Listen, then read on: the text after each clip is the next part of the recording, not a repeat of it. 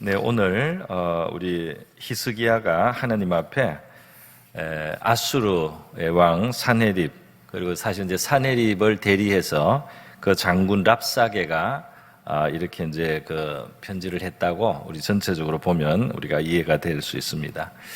이때 이 아수르가 아주 세계 강국이었고요. 세계 여러 나라 민족들을 정복했는데 굉장히 무자비한 이제 그런 정복을 했습니다. 이 히스기야 시대 때 히스기야는 남쪽 유다 왕국의 왕이었고요. 이제 분리되어 있었던 북쪽 북이스라엘 왕국이 따로 있죠. 그 북이스라엘은 이 아수르의 이 침공 무력 앞에서 이제 나라가 멸망하는 그런 일이 있었고요. 그 히스기야 생애 동안 일어난 일입니다. 그리고 이제 남유다도 이렇게 위협을 당하게 되었습니다. 그런데 이 전쟁을 하기 전에 먼저 이제 항복을 권하면서 보낸 이 편지가 있어요. 그 편지를 히스기야가 성전에 가서 펴서 하나님 앞에 이렇게 보이듯이 펴면서 기도를 오늘 한 것입니다. 그게 이제 내용이 뭐냐면 이 세상에서 지금 이 아수르를 당할 나라가 있느냐 하는 것입니다. 그러면서 이 어느 나라, 어느 민족 자기들의 신을 부르고 도움을 기대했지만은 그 민족들을 구해낸 그 자기 그 신들이 있느냐 하는 것입니다. 아무 신도 우리 아수르 대왕의 이 군대 앞에서 자기 민족을 구하지 못했다. 그러니까 이스라엘 민족들, 유다 왕국이 무슨 여호와를 믿는다고 여호와를 섬긴다고 하는데 너희 신도 너희를 구하지 못할 테니까 너희들이 저항할 생각을 하지 말고 항복하라 이 말입니다. 그런 내용으로 이제 협박장을 보냈습니다. 그런데 바로 이러한 사네립 왕의 그 편지를 우리 히스기야 왕이 하나님의 성전 앞에 들고 가서 이제 펴서 기도를 하면서요.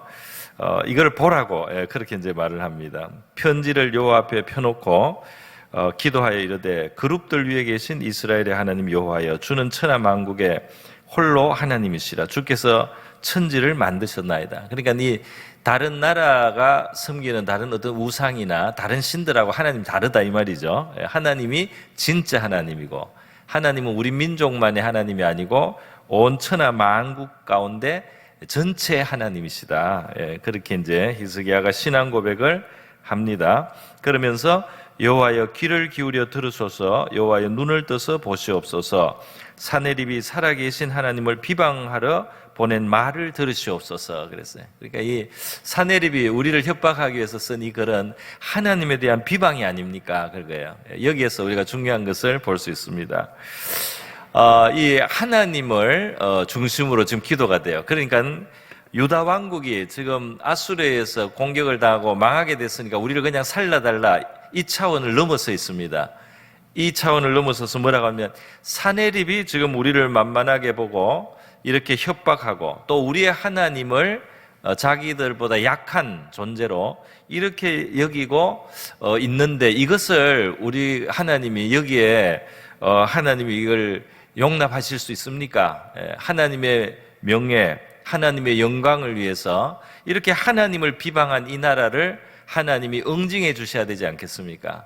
사네립이 지금 잘못 생각하고 하나님을 다른 민족들의 신처럼 나무로 깎아 만들었든지 손으로 무슨 돌로 만들었든지 그런 신 취급을 하고 있는데 하나님이 그런 신 종류로 이렇게 취급을 당하실 수 없는 하나님 아니십니까? 하고 이 히스기야가 이제 그렇게 하나님 앞에 호소하면서 우리를 그의 손에서 구하옵소서. 그리고 하나님이 천하 만국의 홀로 하나님이신 것을 알게 하옵소서. 이렇게 기도를 했습니다. 그래서 이 기도는 말이죠. 이 참 우리가 배워야 할 아주 위대한 내용을 가지고 있는 거예요. 우리가 하나님 앞에 나갈 때 우리의 문제만 가지고 하나님은 그냥 해결자로 불러오는 그런 수준의 기도는 아주 초보적인 우리가 아주 어린 아이의 기도라고 할 수 있어요. 하나님은 그것도 참 자비를 베풀어 주시기도 하지만 우리가 이제 철이 들고 믿음이 조금씩 자라면 우리의 기도를 들으시는 하나님의 입장에서도 우리가 기도를 해야 된다는 겁니다. 기도는 일방적인 것이 아니죠. 기계적으로 일방적인 게 아니에요. 내가 자판기에 동전을 몇 개 넣었으니까 물건이 나온다 말이죠. 이거는 기계적인 거잖아요. 내가 하나님께 한 번, 두 번, 세 번 동전, 기도 동전을 3개 넣었으니까 이제 양이 됐으니까 물건이 나와야 된다. 응답의 물이 나와야 된다. 이렇게 기계적으로 하는 것은 기도에 대한 잘못된 좀 부실한 이해라고 할 수가 있죠. 물론 기도의 양이 채워져서 응답되기도 하지만 하나님과 우리는 그런 기계적 관계가 아니고 바로 인격적 관계죠. 인격적 관계는 그 관계가 유지되고 또 돈독해지고 깊어지려면 한 가지 원칙이 있습니다. 그 원칙이 뭡니까? 상대방을 존중을 해야 되는 거죠. 상대방의 입장에서 생각해야 되는 것이죠. 그래서 우리가 대화를 하거나 관계를 이렇게 진전시킬 때 자기 중심으로만 생각하고 상대방은 나를 위해서 있는 존재로만, 나의 어떤 목적을 위해서 있는 존재, 이렇게 생각하는 사람에게는 좋은 관계가 형성될 수가 없습니다. 그 사람 주변에는 진짜 친구가 생길 수가 없어요. 우리가 상대방도 나와 마찬가지로 중요하고 존중을 받아야 되고, 그리고 상대방의 관심에 대해서, 상대방의 어떤 입장에 대해서, 또 상대방의 명예에 대해서 우리가 생각할 줄 아는 이제 그런 것이 있을수록 그걸 이제 성숙한 입장이라, 성숙한 태도라고 할 수가 있고요. 이제 그래서 그런 식으로 대하고 또 말하고 이렇게 관계를 가져야 이 관계는 발전하고 또 원만하게 되는 것이죠. 하나님과도 마찬가지다는 것입니다. 하나님과도 어떤 상황을 놓고 내 입장에서만 하나님을 그냥 필요를 위해서 해결해 줄 뿐으로 내가 끌어다가 하나님을 요구하는 이런 관계는 굉장히 초보적이고 굉장히 어리다 이 말입니다. 우리가 하나님의 입장을 생각하고 하나님의 마음과 생각에 대해서 우리가 존중하면서 하나님하고 기도하는 것을 이제 배워야 된다는 거죠. 우리 이와 같이 히스기야가 지금 유다 왕국을 아수르라고 하는 무서운 나라로부터 구해달라는 단순한 기도가 아니고, 지금 이 상황은 하나님의 명예를, 하나님께 도전하는, 하나님을 비방하는, 하나님을 무시하는 이 일이 용납되지 않도록 하나님께서 그 명예를 지키시고 그 과정에서 우리도 구원해 달라는 이런 기도가 되는 것입니다. 그러니까 이러한 기도의 그 자세는 굉장히 훌륭하다고 하겠습니다. 사실 성경에 나오는 많은 믿음의 사람들의 기도는 이런 면을 가지고 있어요. 그리고 아주 성경에 기록될 만한 그런 아주 중요한 기도로 우리가 몇 가지만 살펴보면은 이것이 더 분명합니다. 출애굽기 32장에 보면 이스라엘 민족이 이제 애굽에서 나오자마자 금송아지를 만들어서, 모세가 없는 동안에 금송아지를 만들어서 그 금송아지한테 여호와라는 이름을 붙여놓고 자기들이 종교 축제를 벌리고 이렇게 난리를 쳤습니다. 이럴 때 하나님의 진노가 굉장히 크게 일어났어요. 그래서 하나님은 이 민족을 진멸해야 되겠다. 모세 너 하나로 내가 민족을 다시 만들겠다. 이렇게 말씀하실 정도였습니다. 이때 모세가 하나님을 위해서 또 백성을 위해서 중재를 하게 되는 것입니다. 그럴 때 그냥 백성을 지금 멸하면 안 됩니다. 내가 이 백성의 지도자인데 백성이 망하면 어떻게 됩니까? 이렇게 한 것이 아니에요. 그런 수준에서 백성을 용서해달라고, 백성이 보존되게 하려고 그렇게 그냥 그것만 생각한 게 아닙니다. 여기에서도 모세는 하나님의 입장을 생각을 했어요. 이 하나님의 영광에 대해서 생각을 했어요. 하나님의 명예에 대해서 생각을 했습니다. 그래서 뭐예요? 이렇게 만약에 하나님께서 여기서 이 백성을 다 만약에 심판하시게 되면, 이 애굽에서 우리가 나왔는데 그 애굽 사람들이 뭐라고 생각하겠습니까? 여호와가 자기 백성을 끌어가더니, 해방시키겠다고 데려가더니 광야에서 산에서 다 죽였단 말이죠. 그 신이 아주 그냥 고약한 신이다, 이렇게 하나님을 욕하게, 비방하게 되지 않겠습니까? 이 산에서 죽이고 지면에서 진멸하려는 악한 의도로 인도해 냈다고 이 애굽에서 말하고 말이죠. 다른 민족들이 그렇게 하면 이게 하나님의 영광을 가리게 되지 않겠습니까? 하고 용서해 달라고 한 거예요. 그래서 하나님의 영광, 하나님의 명예를 거기에 개입을 시켰습니다. 그러면 하나님의 이 모세의 기도를 들으시게 되죠. 들으시고 백성을 용서하시게 된 것입니다. 그래서 이스라엘은 이 금송아지 우상이라는 큰 실수, 큰 죄를 참 범하고도 사실 이 중재를 통해서 용서를 이제 받게 되는 거죠. 우리가 아는 아주 유명한 그 기도, 아브라함이 조카 롯을 위해서 한 기도가 또 창세기 18장에 있습니다. 이 소돔성에 사는 이 롯이 죽게 됐어요. 왜냐하면 이 소돔성의 죄가 너무 많아서 하나님이 심판하러 오신 거죠. 그래서 아브라함이 하나님 앞에 중보의 기도를 하게 되는데요. 사실은 조카 롯이 있으니까 기도를 하는 거죠. 조카 롯이 있기 때문에 기도를 하는 겁니다. 아무 관계도 없는 다른 성이 지금 심판당하는데 이 아브라함이 그렇게 나서지는 않았을 거예요. 그런데 조카 롯이 있으니까 소돔성의 그 심판을 면하기 위해서 사실 기도를 하게 되는. 그러나 이 아브라함의 기도는 그냥 내 사랑하는 조카가 사니까 조카가 다치지 않게 보호해 주세요, 이 기도의 수준이 아니었어요. 그게 아니었어요. 아브라함은 뭐라고 기도했습니까? 하나님, 의인과 악인을 함께 죽이시면 됩니까? 사실 최소한 자기 조카 롯은 의인이거든요. 그래서 의인이 악인과 같이 심판을 당해서는 되지 않습니다. 의인과 악인을 같이 취급하시는 것은 부당합니다. 세상을 심판하시리가, 하나님을 이렇게 온 세상의 재판장이라고 고백을 하는 것, 신앙 고백이 들어있습니다. 온 세상을 심판하실 하나님은 공정해야 되고 공평해야 되고 정의로워야 되지 않습니까? 하나님은 정의로우신 하나님이신데 이 소돔에 죄가 많다고 해서 그냥 심판을 내리면서 거기에 의로운 사람들, 하나님을 경외한 사람들까지 그냥 그 가운데 죽게 해서는 하나님의 정의가, 하나님의 정의 훼손이 되지 않습니까? 이렇게 기도를 한 거예요. 그러니까 하나님의 여기에도 명성, 하나님의 영광을 걸고 기도를 하는 겁니다. 이렇게 기도를 했을 때 이 하나님께서 50명만 있으면 성을 용서하겠다는 그 아브라함의 첫 요구에 응답을 해 주시는 거예요. 그리고 사실 이걸 점점 깎아서 10명까지, 10명만 있어도, 의인이 10명만 있어도 용서하겠다는 말씀을 약속을 하게 됩니다. 다시 말해서 소돔은 거의 용서받을 뻔했어요. 10명이 없어서 문제였지, 10명만 있었으면 그 도시가 망하지 않을 수 있는 그 중보를 아브라함이 했습니다. 그런데 그 아브라함의 이 기도는 바로 이제 그렇게 하나님을 중심으로 해서 그 기도를 했다 이 말이에요. 하나만 더 또 예를 들겠습니다. 사무엘상 1장에 보면 우리 한나의 기도가 있죠. 한나는 자기가 그냥 애가 아들을 하나 갖고 싶은데 아들을 못 넣으니까 그게 이제 답답해서 그냥 아들을 달라 그 기도를 넘어섰어요. 언제부턴가 이 기도가 넘어선 거예요. 넘어서서 어떻게 기도가 됐느냐? 한나의 기도는 뭡니까? 하나님, 나는 아들이 있으면 너무너무 좋겠습니다. 내가 너무 이 아들이 없어서 원통한데요. 그러나 내게 아들을 주시는 그날에는 하나님에게도 필요한 일이 이루어지게 그렇게 하겠습니다. 이렇게 말한 겁니다.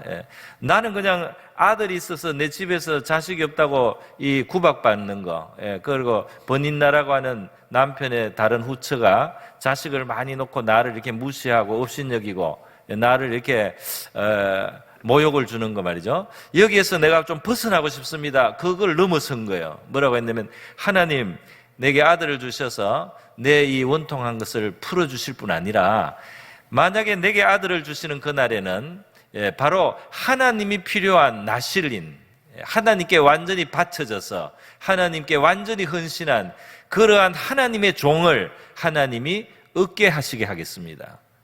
다시 말해서 그 아들을 하나님께 바치겠습니다. 그의 평생에 삭도를 물어야 되지 않는다. 이게 이제 나실인이 하나님 앞에 갖는 생활 규범 중에 하나인 거예요. 그 나실인은 하나님께 완전히 바쳐지고 헌신한 사람입니다. 그러니까 하나님의 마음대로 쓰시는 존재가 되는 거예요. 이렇게 한나의 기도에는 자기 아들 하나를 구하는, 자기의 어떤 그 문제 하나를 해결하는 걸 넘어서서 하나님이 지금 하나님이 마음껏 사용할 수 있는 그런 종이 필요하지 않느냐는 거예요. 그거를 내가 그걸 또 드리겠다는, 내가 제공해 드리겠다는 겁니다. 이렇게 하나님의 입장을 생각을 한 거예요. 그래서 여러분, 우리가 이 좋은 관계, 원만한 관계, 두터운 관계, 성숙한 관계 위해서는요, 상대방의 입장, 상대방의 고려, 상대방의 유익도 생각하고 거기에서 우리가 같이 공통적인 접점을 찾아서 서로에게 좋은 일을 우리가 도모할 때 일이 이루어지는 것입니다. 그러니까 우리의 기도도 일방적으로 내 필요에 하나님을 끌어다가 내 이거를 해결해 달라는 수준이 아니고 하나님의 뜻, 하나님의 나라, 하나님의 명예, 하나님의 필요도 나의 이 간구와 나의 소원과 함께 이루어가는 바로 이러한 소원을 우리가 하나님 앞에 드리는 것을 우리가 배워야 할 것이라는 것입니다. 우리의 기도에 그런 면들이 있기를 바랍니다. 왜 하나님께서 내 기도를 꼭 들어야 됩니까? 내가 뭐 그렇게 대단하다고, 내가 뭐 그렇게 하나님을 마음대로 이렇게 저렇게 오라가라 할 수 있는 그런 내가 됩니까? 우리는 하나님의 용서를 늘 받아야 되고 하나님의 긍휼을 늘 받아야 되고 늘 하나님의 은혜와 혜택과 신세를 우리가 지고 있는 존재인데 말이죠. 그런데 늘 우리가 그 요구만 한다는 것은 좀 죄송한 일이 아닐 수가 없는 것입니다. 제가 영국에 있을 때 어느 때에 한 영국 분을 신방을 하게 됐어요. 그때 이제 한국 목사님들이 아마 전도하는 그런 과정에서 어떤 그 영국 어떤 그 일반인을 이제 크리스찬이었어요. 크리스찬인데 이제 기도도 해주고 이렇게 어떻게 만나게 됐습니다. 그래서 한데 이분이 이제 암 같은 그런 병으로 이제 사형 선고를 받은 상태였어요. 그래서 우리가 한 3명 정도였던 것 같습니다. 이제 가서 열심히 기도를 해줬어요. 병 낫기를 위해서도 기도를 하는데 이제 기도를 하고 나서 제 마음에 드는 생각이 있었어요. 그래서 이제 이분에게 말을 했습니다. 하나님이 뭐 이 병을 고치는 게 하나님께 어려운 일이겠습니까? 하나님이 그냥 마음만 먹으면 되는 일입니다, 사실은. 그런데 내 생각에는 그냥 병을 낫게 해달라, 그냥 생명을 연장시켜달라, 이거는 좀 부족한 것 같습니다. 그래서 어떻게 제가 제안하고 싶은 것은 이번에 생명을 만약에 연장시켜 주신다면 내 삶의 남은 삶은 하나님을 위해서 살겠습니다라고 하나님 앞에 약속을 하면서 기도를 합시다. 그렇게 제가 제안을 했어요. 그런데요, 놀랍게도 이분이 그걸 안 받아들여요. 이분이 나는 그렇게 기도하고 싶지 않대요. 그래서 기도하는 입장에서 이 사람이 하나님을 위해서 앞으로 남은 생을 살고자 하니까 하나님 이 사람을 살려주십시오. 이렇게 기도의 명분, 기도의 그 분명한 이 어떤 거리가 되잖아요. 그런데 그거를 거절하니까 기도할 어떤 힘이 안 나는 거예요, 제가. 아니, 하나님을 위해서 어떤 남은 삶을 드릴 생각도 없이 이 땅에서 뭘 위해서 더 살겠다는 건지, 그렇게, 이 땅의 삶이 뭐 그렇게 좋다고, 이 땅에서 그렇게 살아야 되는지, 그렇게 구질구질하게 말이죠. 힘들게 우리가 그렇게 살 필요가 뭐가 있습니까? 그래서 기도를 하기 힘들더라고요. 아니, 지금 생명이 왔다 갔다 하는데 하나님이 살려주시면 그거 살아서도 좋고, 살아서 좋은 일 있겠죠. 또 하나님을 위해서 살면 더 좋고, 그런데 그 소원도, 그 약속도, 그 서원도 할 의사가 없이 그냥 살겠다고 하나님께 살려달라고 할 수 있는가 말이에요. 그래서 나중에는 그분이 결국 돌아가시더라고요. 돌아가셨어요. 여러분, 우리 예수님께서 가르치신 주기도문을 보면요, 이 시작할 때 하늘에 계신 우리 아버지여, 이름이 거룩히 여김을 받으시며 나라가 임하시며, 그리고 뜻이 하늘에서 이룬 것처럼 땅에서도 이루어지이다 하죠. 그리고 이제 우리 일용할 양식을 달라고 기도가 들었는데, 이게 앞에 기도와 뒤에 기도를 꼭 분리할 필요도 없습니다, 사실은. 앞에 기도는 사실은 그 대헌장과 같아요. 모든 데 적용되는 원리라고도 할 수 있습니다. 다시 말해서 뭐냐면, 우리가 일용할 양식을 구하든지, 뭐 직장을 구하든지, 뭐 병 낫기를 구하든지, 우리의 건강을 구하든지, 뭘 구하든지요, 이것을 구하는 그 정신에 있어서 하나님의 영광을 생각하고, 하나님의 영광과 연결해서 그 안에서 생각하고, 하나님의 원하시는 뜻이 이루어지는 것과 이걸 매치하는 그 원리를 우리의 모든 기도 속에 이렇게 까는 말이죠. 그러한 의도도 있다 그렇게 생각을 합니다. 여러분 오늘 저는 하나님의 입장에서도 생각하고 하나님의 명예나 하나님의 필요나 이것을 위해서 이제 우리 기도한 기도의 본을 말하는데 이것이 우리의 소원을 이루기 위해서 하나님께 그럴듯한 명분을 갖다 대가지고 하나님을 움직이는데 설득력으로 쓰라는 간사한 수준의 권면이 아닙니다. 사실은 이것은 뭘 말하느냐 하면 우리가 기도할 때 우리의 필요도 절박하지만 하나님도 존중해야 된다는 거예요. 실제로 하나님을 존중해야 된다는 겁니다. 하나님의 필요에 대해서도 우리가 생각해야 된다는 겁니다. 그러한 마음과 자세를 가지고 하나님께 기도하는 사람이 되라. 바로 하나님의 영광을 생각하는 사람이 되라. 하나님의 필요를 생각하는 사람이 되라고 사실은 성경이 우리에게 말씀해주고 있다 이 말이죠. 그래서 이 위대한 기도, 위대한 응답을 가져온 기도, 큰 용서, 큰 선물, 큰 해결을 가져온 이 기도들 속에는 하나님의 입장에서 위한 기도, 하나님을 위한 기도도 된다 이 말이에요. 그런 기도를 우리가 배울 수 있기를 바랍니다. 우리 오늘 이 아침에도 이제 봄을 맞아서 우리 자신을 위해서도 기도하고 우리의 자녀를 위해서도 기도하고 우리가 참 감당하고 있는 영혼들이나 우리 학생들이나 위해서 우리가 이제 기도를 할 때 이것이 그냥 나를 위한 기도로 그치지 않고 말이죠. 우리 하나님의 영광, 하나님의 필요와 우리가 연결해서 하나님을 존중하면서 하나님의 뜻과 우리가 연결시켜서 그렇게 기도할 수 있는 우리가 될 수 있기를 바랍니다. 우리 하나님의 이름을 거룩하게 여김을 받고 영광을 받으시기 위해서 우리가 이렇게 할 수 있도록 이렇게 될 수 있도록 도와주십시오. 하나님의 나라가 이 땅에 이루어지는 것이 하나님의 원하시는데 그것을 위해서 우리가 이렇게 되게 해주십시오.